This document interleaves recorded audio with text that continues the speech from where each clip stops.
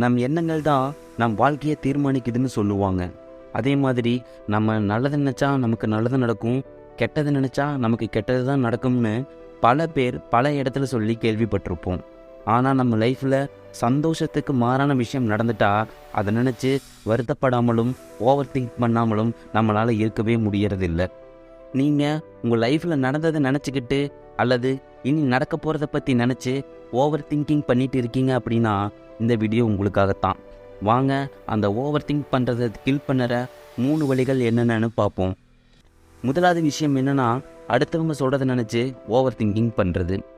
வாழ்க்கையில் ஏதாவது விஷயத்த நல்லா பண்ணிட்டு இருக்கிறவங்களுக்கு மட்டும்தான் விமர்சனங்கள் அதிகமாக வருங்க. நம்ம வாழ்க்கையில் உருப்படியாக எந்த விஷயத்தையும் பண்ணலைன்னா தான் நம்மளை யாருமே கண்டுக்க மாட்டாங்க. ஸோ உங்கள் மேலே அதிக விமர்சனம் வருதுன்னா நல்லா தெரிஞ்சுக்கோங்க, நீங்கள் அந்த விஷயத்த தெளிவாக கரெக்டாக பண்ணிகிட்டு இருக்கீங்கன்னு அர்த்தம். இதனால தான் அவங்க உங்கள் மேலே பொறாமைப்பட்டு நீங்கள் செய்கிற விஷயத்தை தடுக்கணுங்கிறதுக்காக குறை கண்டுபிடிச்சு விமர்சிக்கிறாங்க. ஸோ இனிமேல் நீங்கள் பண்ணிகிட்டு இருக்கிற விஷயத்தை பற்றி விமர்சனங்கள் வந்தால் இவங்க ஏன் இப்படி சொல்கிறாங்க, நாம் என்ன தப்பு பண்ணோம் அப்படின்னு ஓவர் திங்கிங் பண்ணி உங்கள் டைமை வேஸ்ட் பண்ணாதீங்க. இரண்டாவது விஷயம் என்னென்னா, முடிஞ்சு போனதை நினச்சி ஓவர் திங்கிங் பண்ணுறது. நம்ம இறந்த காலத்தில் நடந்ததை நினச்சி ஓவர் திங்கிங் பண்ணுறதை விட நம்ம என்னென்ன மிஸ்டேக் பண்ணினோம்னு திங்க் பண்ணுறது தான் ஸ்மார்ட்டான விஷயம் கைஸ். அதை விட்டுட்டு நீங்கள் வருத்தப்பட்டுட்டு அழுதுட்டு புலம்புறதால எதுவுமே இங்கே மாற போகிறதில்ல. நீங்கள் ஒரு காலேஜ் ஸ்டூடெண்ட்டாக இருக்கலாம் அல்லது ஆஃபீஸில் ஒர்க் பண்ணுறவங்களா கூட இருக்கலாம்.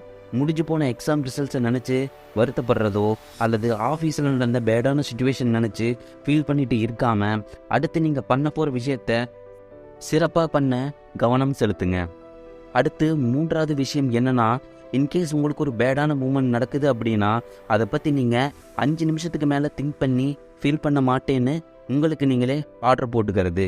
இப்படி நீங்கள் பண்ணுறதால முடிஞ்சு போன விஷயத்தை நினச்சி ஓவர் திங்கிங் பண்ணுறதை ஸ்டாப் பண்ணிவிட்டு அடுத்து நீங்கள் பண்ண போகிற விஷயத்தை பெட்டராக பண்ண ரொம்ப ஹெல்ப் பண்ணுங்க கைஸ். இந்த 3 விஷயங்களை நீங்கள் ஃபாலோ பண்ணுனா கண்டிப்பாக நீங்கள் ஓவர் திங்கிங் பண்ணி டிப்ரெஷன் அண்ட் ஸ்ட்ரெஸ் ஆகிறதுலேருந்து கண்டிப்பாக விடுபடலாம். கைஸ், நீங்கள் ரிச் டேட் புவர் டேட்ங்கிற புக்கை பற்றி கேள்விப்பட்டிருப்பீங்க. அந்த புத்தகத்தை எளிமையாக சுருக்கமாக எல்லோருக்கும் புரிகிற மாதிரி 6 நிமிஷம் வீடியோவாக க்ரியேட் பண்ணி போட்டிருக்கேன். டிஸ்கிரிப்ஷனில் லிங்க் கொடுக்குறேன், டைம் இருந்தால் செக் பண்ணி பாருங்கள்.